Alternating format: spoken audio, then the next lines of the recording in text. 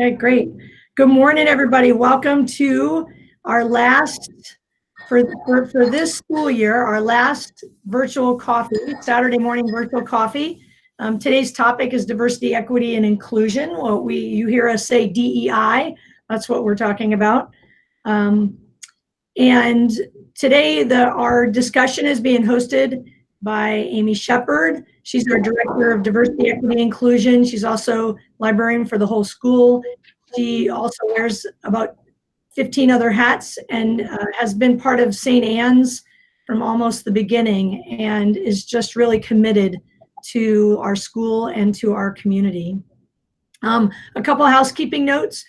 We figured out, because we're getting good at these, about staying muted when we come on. You have two ways that you can interact. You can either unmute and speak, or you can put something in the chat box. I'm going to help moderate the way Amy Shepard is running her slides today, which is the same way I might do it too. She can't see you at the moment, so I'm going to do a bit more moderating maybe than I normally would. But both Amy and Barry Davis, Mr. Barry Davis, our head of school, who also has a deep commitment to the school. It's been exciting to watch. They're going to be hosting us today. And while I might have some input because I'm aware of what our teachers and what our students are happening, they are really hosting today's session. We also have some teachers on here and all of you. Actually, this isn't, even though there's a lot of silence in these, there's always opportunity for you to speak and for you to have your voice heard. Later on in the presentation, there'll be a definite break. Amy will let us know where that is, about where we'd love to hear from you. So I think that's it for housekeeping. And we'll get going. We have all sorts of folks. Folks will be joining us in and out too. Hi, good morning, Vicki. How are you? And you ready, Amy? Yep, I'm ready. I got it. I'm turning on the chat so I can help moderate. Okay, thanks. Thanks, Jill. So as Jill just said, I really hope that today's talk can be a conversation and not just me sharing information out. The first few slides, maybe the first 4 slides, I will be sharing information, just some very basic information about diversity, equity, and inclusion here at St. Anne's. You'll also probably hear me shorten it and call it DEI. But then when we get to about the 5th slide, I would really love to have people unmute and to just join the conversation, because we're just talking about DEI here at St. Anne's. So DEI is woven into all that we do at St. Anne's, and it always has been. It's not its own separate entity or its own separate initiative. It's really a part of everything that we do. And I think back to my second year here in about 2006, there was a group of parents, teachers, and board members who were really working diligently to craft a diversity mission statement. And I would like to take the time, if I may, just to read it aloud, because sometimes it lands differently when you hear it. St. Anne's is committed to nurturing a learning community that is free from intolerance and prejudice. We seek to witness to the splendor of God's creation and to honor the dignity of the individual human spirit by including faculty, students, administrators, staff, and trustees from diverse cultural, racial, religious, family, and economic backgrounds in our community. The rich diversities of people and the many perspectives they bring serve to enhance the quality of educational experiences at our school. At St. Anne's, we seek to create an environment in which differences are honored and celebrated. We believe that including people with diverse backgrounds, beliefs, and experiences enriches our community, makes our learning environment more intellectually stimulating, and helps children learn the crucial skill of working productively with people different from themselves. We aspire to create a community in which diversity thrives through our classroom and programs, admissions, hiring, and board recruitment practices, our student and adult diversity committees, and our academic studies. Together, we seek to foster a community that is sensitive to issues of social justice, mindful of the experiences people of diverse backgrounds have in our school, and active in its pursuit of equity and justice within our school community, as well as beyond our campus borders. I think they did a beautiful job drafting that statement, and we live by that every day at St. Anne's. But I like to define the word. So what do we mean when we're talking about diversity, equity, and inclusion? Often you hear people throw around the word diversity And really, they're talking about equity or inclusion. So when we're talking about diversity, we're really just talking about who's in the room, right? So we have different types of people from a wide range of identities with different perspectives and experiences, including but not limited to difference in race, ethnicity, gender, sexual orientation, socioeconomic status, religion, and age. And we know that there's really a lot more. When it comes to equity, we're asking, does everyone have fair access to resources? Not necessarily equal access to resources, but is it fair? Is everyone getting what they need? When we focus on equity, we're really removing the predictability of success or failure that currently correlates with any social or cultural factor like race. We're examining biases, and we're creating inclusive environments. And then when we're talking about inclusion, are all community members showing up as their authentic selves, able to flourish and fully embrace all that the school has to offer, right? This is our goal. This is where the richness of ideas, backgrounds, and perspectives are harnessed. It's kind of like diversity in action. So when we refer to these three words, diversity, equity, and inclusion today, this is what we mean. We're really going to try to focus on the equity piece as we move forward. To illustrate diversity, though, in our school is who's in the building, right? Who makes up our community? Who are our families? And these demographics are actually family reported demographics. So the numbers might in actuality be a little different, but this is the data that we have right now. So currently we have 120 male students and 128 female students. The ethnicities reported 65% white, 15% African American and Black, 11% multiracial, and 9% Asian American. The religions that we know are observed in our community from what families share with us, we have Christianity, Hinduism, Islam, and Judaism. Okay. This isn't the only diversity we have in our school, though. We know this. We have diversity of thought. We can't quantify these with statistics, but we have difference in perspectives and difference in learning styles our students do and their interests and their passions. So we are a very diverse community, and it's not just what we see on this slide here. Now, this slide, I would actually like a little feedback. I know what I see when I look at the picture on the left, but before I say what I see, because someone else might see something different, I invite people to look at the slide on the left and then maybe one or two people share what you see. And it is a picture illustrating equality versus equity.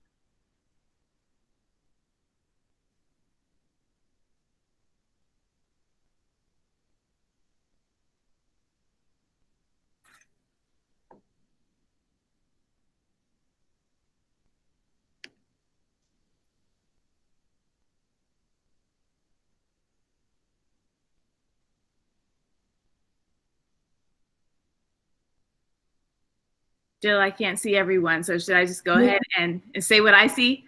Let's see, if you have something you want to put in the chat, you got about, I don't know, 5 or so more seconds. And then I love that people have had a chance to look and see. I see here some, Valerie said, I see everyone gets the same versus everyone gets what they need. One size does not fit all. Another comment from Shannon Cameron was resources distributed according to need. Okay. Right. So I like the picture on the left because it's not as popular. You often see the picture on the right, but I haven't seen this picture on the left too many times. So when I see it, I kind of see it as a family, perhaps going for a bike ride, going to perhaps a bike rental place. And the bike rental place on the top only offers the same size bicycles, right? So every member of the family got the same size bicycle. And it looks like the child is kind of struggling to ride the bike because they can't quite reach the seat. So they have to stand to use the pedals and might not be the most comfortable. It looks like the woman is pretty comfortable on her bike. And it looks like the man is kind of hunched over, struggling because the bike is too small. So that top picture is equality. Everyone got the same bike, the same size bike. And then the bottom picture illustrates equity, where everyone got the size bike that they need. So the child has a smaller bike where they're able to sit comfortably. The woman looks like she has the same bike that's up in the top box. And then the man has a larger bike where he can sit comfortably and not hunched over. So that's the difference illustrated between equality, where everyone gets the same thing, and equity where everyone gets what they need. The picture on the right also illustrates the difference between equality and equity, and it adds in justice. So in the first box, you see that everyone gets the same supports. Everyone has a box to stand on, which is great for the first two people, but the person in the yellow shorts is still unable to see, even with the support of the box. That's equality. Equity, now everyone is able to see. Support systems are in place for the people that need it. The person in the red shirt has one box, the person in the yellow shorts has two boxes, and everyone is able to enjoy the soccer game. And then the last picture shows justice. So really the inequity was addressed because the fencing, the wooden fencing was removed. So now everyone can see without the accommodations because the barrier was removed. So I really like those because they help illustrate equity.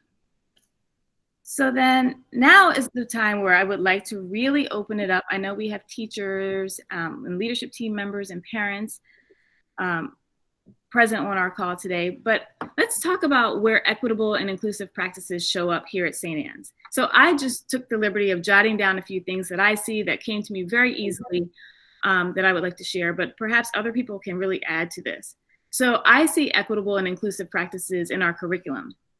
Our curriculum spans a wide array of topics in all subject areas and allows for these topics to be approached from multiple perspectives.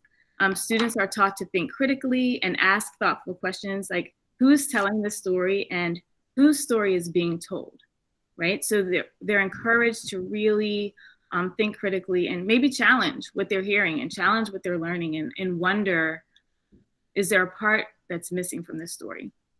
In our library and classroom materials, our books, puzzles, toys, and posters, we really want these materials to reflect our students, who we have here, back to that diversity piece, right? Who's in the building, who makes up our community. And we want these things to show varying ethnicities. We want stories about many religions. And we want these materials to reject gender biases and gender stereotypes and other stereotypes that might exist. Equitable and inclusive practices show up in our chapel services and devotions.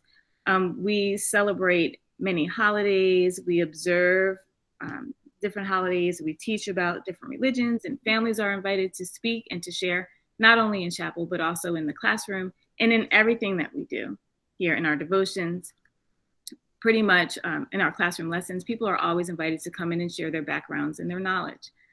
Even in our uniforms, we try to be equitable and inclusive and kind of remove the competitive nature of what we're wearing to school, the need to have name brand items or high-end pieces. We try to eliminate that. We have sports teams at St. Anne's where everyone from 6th through 8th grade is invited and encouraged to participate and has a chance to participate on sports teams where that might not happen everywhere. So this kind of led me to think about, and I've been doing a lot of professional reading and talking to other DEI practitioners from other independent schools and even in public schools. And we need to really start thinking about equitable and inclusive practices in distance learning. So what I have seen that I think we've done really well so far is, again, in our curriculum, I've noticed that students have a lot of choice in the assignments that they complete. So they might be learning a particular concept in math, but they're allowed to approach it in different ways, or they have different choices in assignments that they can complete. Because as we know, not everyone learns in the same way. Some people might find this distance learning to be particularly challenging, or it's not really their favorite way to learn. But when they are offered different ways to approach it, then, I don't know, it just gives them a little more autonomy in their learning and really meets their needs. I also see that the school has ensured that every student has a device with audio video capabilities. I know that this is a problem in a lot of other schools that I'm hearing, where students are unable to complete assignments because they just don't have the technology that they need. So I'm really happy that our students are at least equipped with a device that they can approach their schoolwork. We also have flexibility in teaching sessions with synchronous and asynchronous lessons. I've heard a lot of feedback about this too. Not everyone is doing it this way, but it seems to really work for our students and for our families where there's a balance. And students can check in when they can and complete their assignments as they can. So I'd like to pause right here and invite Jill and Valerie and the other teachers and parents to maybe share other things that I have missed from adding to this slide about our equitable and inclusive practices here at St. Anne's. Okay.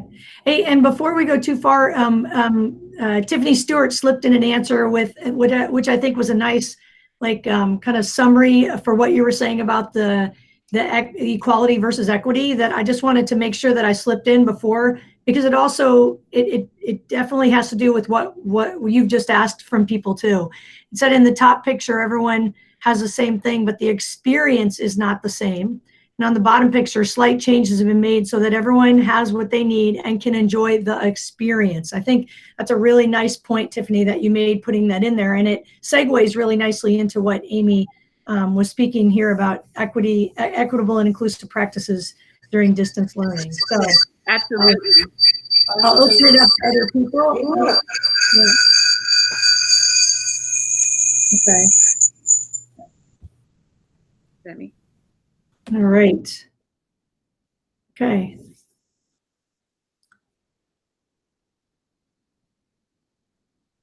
Has anybody seen or watched their children or developed a lesson or done something that you wanted to add to the group here? Yeah, one of the things that I think is important also for us to think about is, even within the same family, you know, our students have different needs. So, you know, I as we're going through this, I think back about my own two sons, and just in terms of equitable or inclusive, they both needed something drastically different. So if the assumption was made that because these two brown boys, you know, were in fact brown boys, that they had the same need, people would be definitely wrong. And, you know, I think myself about, you know, you always want to know, do you see someone that looks like you, or do you see someone that has a similar experience to you, even if they don't look like you? And you know, going to that authentic piece that that was mentioned earlier. So I just, as I look at what we do, I think we do a good job of addressing equitable and inclusive practices. I think, just like anything else, we're always looking to do better. So the input from parents, from students, and even from faculty is still something that we need each and every day. Right. I was going to add to that too, and thank you for talking about feedback, because creating feedback loops is one of the most powerful ways to ensure that our equitable and inclusive practices continue to develop and evolve, because a student today is not the same student a week or a month or a year from now. And so it's really important for us to keep probing students and asking for feedback from students about our lessons, about if we're meeting their needs. We were using many of the things we're using now in distance learning we've used before, when we use a Google form and ask students, you know, the feedback that I'm providing you on a scale from 1 to 5, how is that helping you? What could I be doing differently as a teacher? Those are things I did as a teacher, so I'm speaking from the I perspective here, but I know that our teachers and our advisors in their weekly time and meeting with kids are asking these questions to make sure that what we're doing, we're not just making an assumption that because most people seem to be responding well, that our practices are in fact equitable and inclusive.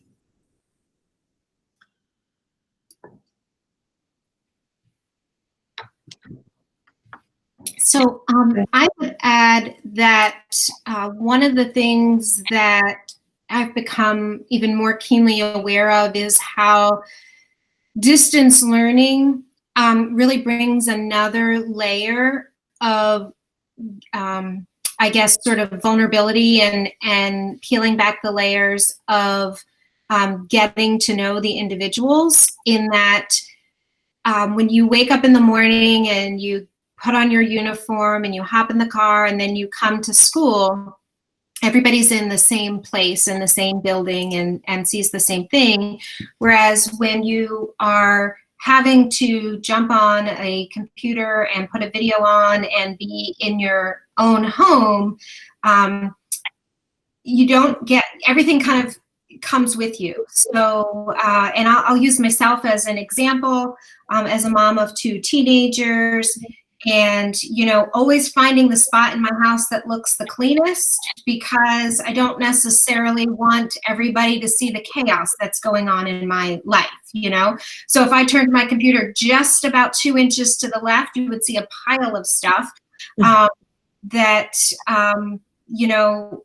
it's like almost like airing your dirty laundry, I guess, is the best way I think about it. And so I think about parents in households where there are multiple children, people are, the kids are running around, there might be some pets barking in the background. You don't get that opportunity in distance learning to kind of compartmentalize and sort of step away. All those masks that you might put on, or those spaces that you might step out of to be able to kind of tuck that away, it's all very open and right there. And so, school uniforms, we talk about school uniforms as a way to decrease that, I guess, brand name things. But then when our kids are in their bedrooms or in their family rooms, and there are different things that you can see in the house, like how does that impact them as well? So these are all things for me that I've been thinking about both as a parent and as a faculty member, in how we can help to create conversation around that, to make sure that people do feel comfortable and able to show up and be their authentic self. Okay, thanks. And we have in the chat, it says it's from Josh Cox, so I'm not sure if it's mom or dad. I'm sorry, it's me. I forgot. I stopped typing after I realized I should be talking instead of typing. But one of the challenges, which Amy, I know you're more familiar than anybody, that I've always had with Josh was he had a distance from being included with his group, his grade, because of the year that he came in, of intertwining with the children, because most of them came in together and came up through the school system. So, and then being the brown boy that he is, that was even more reason that he felt a little distance as well. With this distance learning, I'm becoming even more challenged now, because he is able to hide behind not having to deal with this on a daily basis, which I don't want him to feel as though he can run away from challenges in the world that he faces because of a way to find out. And that has been a really big problem for me, because with this distance learning, I don't feel as though they do enough group stuff from the children's perspective, from a social way that could make him feel more included. Yeah, that's excellent feedback. Joe, were you about to speak? No, I'm fine. No, that's really, and I see that too sometimes, the ability to hide. And to be honest with you, sometimes I feel that way. It's very easy to hide in these, or just to be quiet, and then you kind of get in a habit like, well, that felt good. I was very comfortable, right? And I do notice that in myself as well. So that's excellent feedback, and something that we need to take into consideration, as well as a lot of other things. So as you can see on this next slide, we really need to consider that. So like for each of our students, is each student really being their authentic self and showing up and giving all that they have to give? And it sounds like perhaps they're not, right? They don't feel comfortable in doing that. So we need to consider our lesson planning and the opportunities that we offer. So thank you, Victoria, for sharing that. Jill, did you want to speak to that before I bring up questions? And then we can revisit it as we bring up all of these questions.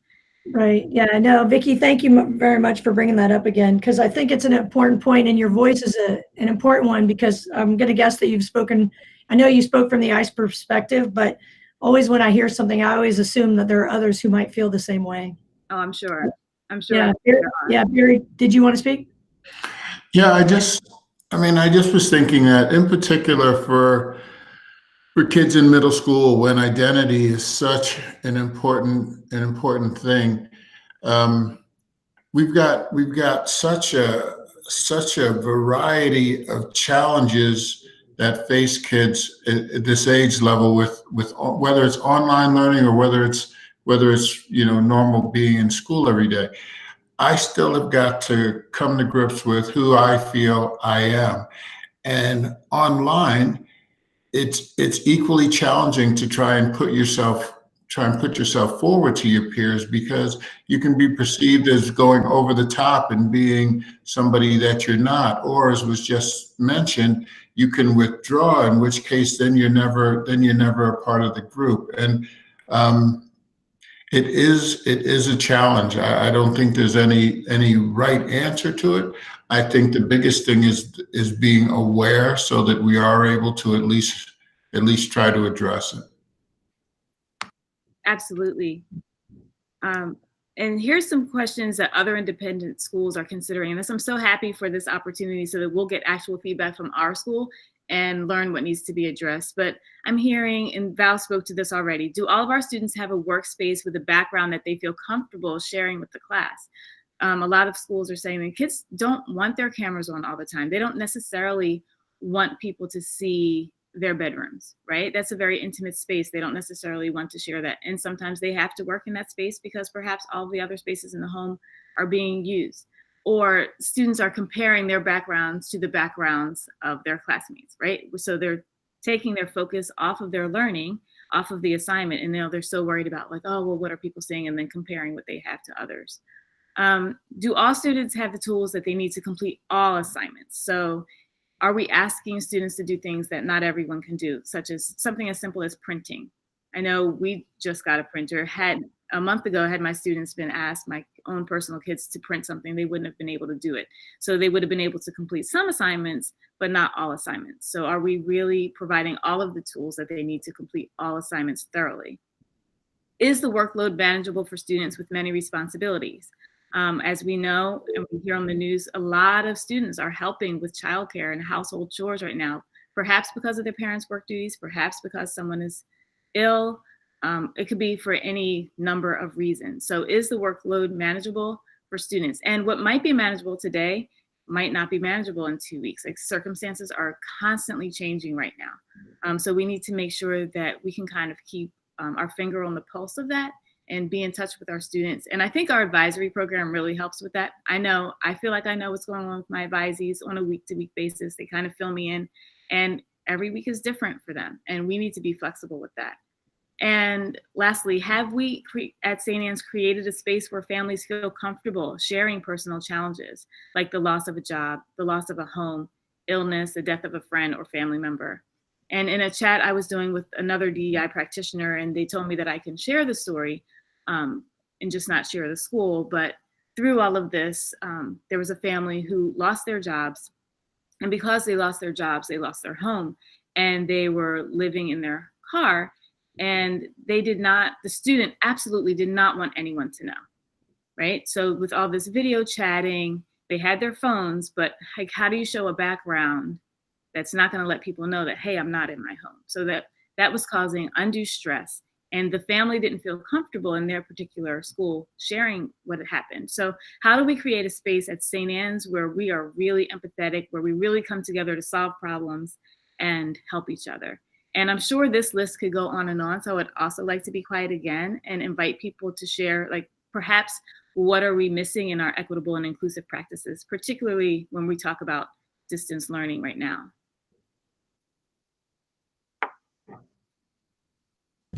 Well, I think this has created an environment where we, as you guys, as a faculty and parents, can come together and have open discussions in regards to there's discussions that's going on with the children themselves that we may not be aware of. I've heard Joshua have said many a times with the students, they come together and they talk about the lifestyle that each other live, like who lives in a smaller house, apartment, and so forth while they're in school.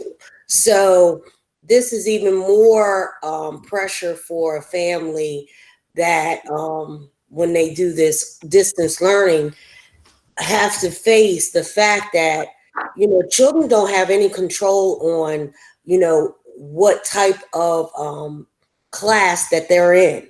And that should not be a reason why children are segregating themselves. And unfortunately, this is no control of the parent per se, as far as the discussions children have. And, you know, what do we teach our children when that topic comes up?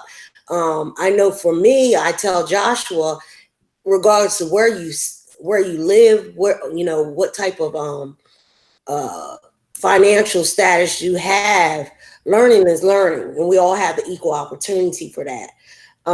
Understand that when we're in this distance learning, we also have to understand that children are finding the pressure of being able to know. Well, I'll go back to my original statement. For Joshua, it's, oh, I'm glad I don't have to deal with this every day. You know, when he hears certain people talk and so forth, it brings back memories on what he was feeling when he was in person with individuals. So with our space, it's still, I think it's more of the children being able to understand that we're here for education, and socially, what kind of topics is appropriate and what kind of topics that are not appropriate. And if those topics come up, you know, as a group, what do other students should step in and say, hey, you know, that's not appropriate to discuss, or, you know, where is this discussion going? Is it going in a negative way, or is it going in a positive way? Are we making people feel uncomfortable? And if so, you know, is that loving? And if it's not loving, should we continue down this path? But for Joshua, I feel as though having other outings makes him feel whole as a person, which I've always done, keep him active in different activities so he's well-rounded. But I've never ran across the challenge of the school, because when he was in public school, it was just such a big diversity that he didn't have these challenges that he's having with St. Anne's. And I'm not sure how to go about fixing that issue, because I think a lot of it's just children. It's not what the school is offering. It's not what the staff is not able to ensure. I apologize. I don't know where the phone is. So it's not that you're not offering everything that you can offer a student. I think, like I said, it's more of student versus student communication. Mm-hmm. And how do you go about fixing that?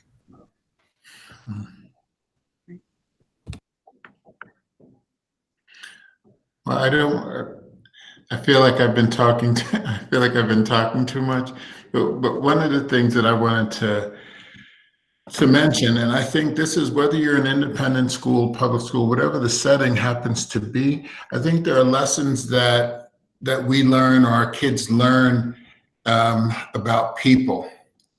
And I think wherever you are, you're going to learn those lessons. So for instance, if we talk, you know, as you were just mentioning, Joshua in school, and how depending on the group that he's with or who he's talking to, he may feel a certain way.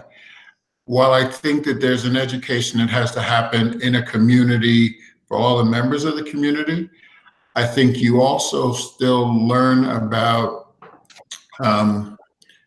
how spaces make you feel, how people make you feel, and how you adjust those spaces and to those people. I guess if I had to tell my own kids, I would say that pay attention to the way things feel, pay attention to the experiences, and use them to learn from, because you're going to come in contact with so many people throughout your life. As the head of the school, I will say that what we model for our kids and for our families every day, ultimately, I think becomes the culture and the climate of the school. So what you're sharing is important, because it only reinforces the fact that we need to continue to model all of the things that that Amy has been sharing with regard to diversity, equity, and inclusion, because it shows up in so many different ways. Yeah. Yeah. Thank you for that. Thank you for everyone who's contributing. Amy, you want to? Sure. So before we get off, we do have a link here, because I understand that not everyone necessarily feels comfortable speaking up in this kind of environment, but it's called a DEI virtual coffee follow-up. And I will receive these responses, and I just like to continue the conversation with people. So you can just open it and put your concerns or your questions, things that you're wondering about when it comes to DEI and equity and inclusion at St. Anne's, maybe suggestions you have in this form, and I'd love to follow up with you and to continue the conversation. And then we have just one more slide, and Yep. Amy, hang on. I just put the link to the form in the chat.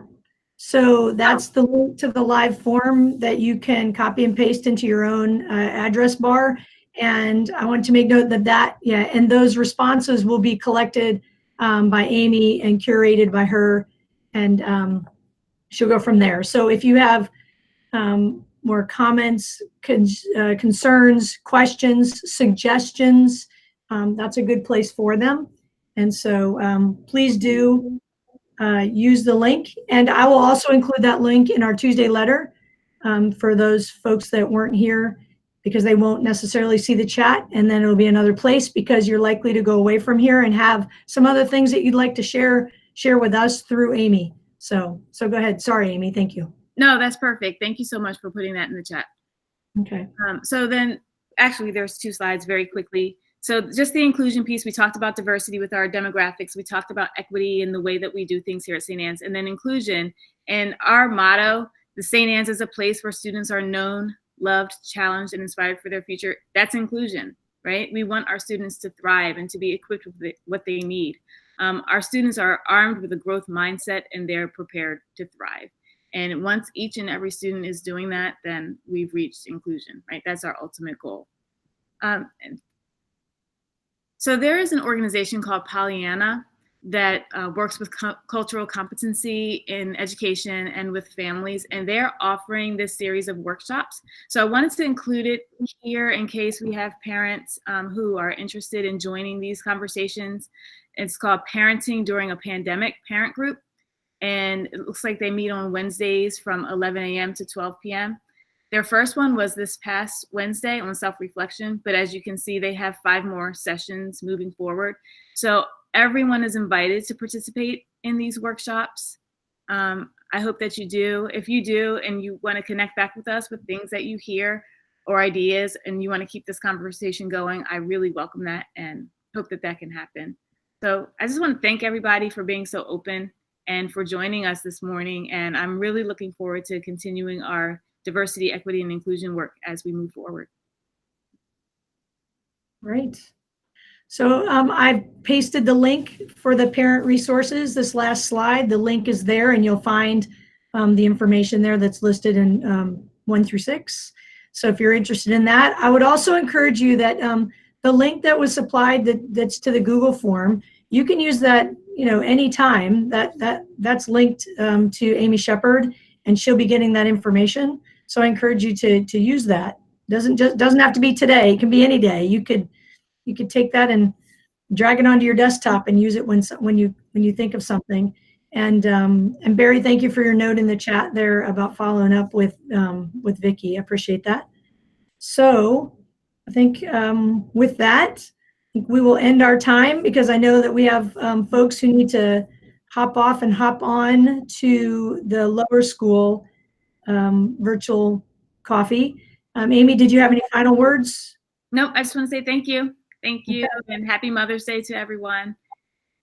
And hopefully see you soon. Thank you. Right. Bye-bye. Thank you. Bye, Judith. Bye-bye, Jill. Happy Mother's Day to all.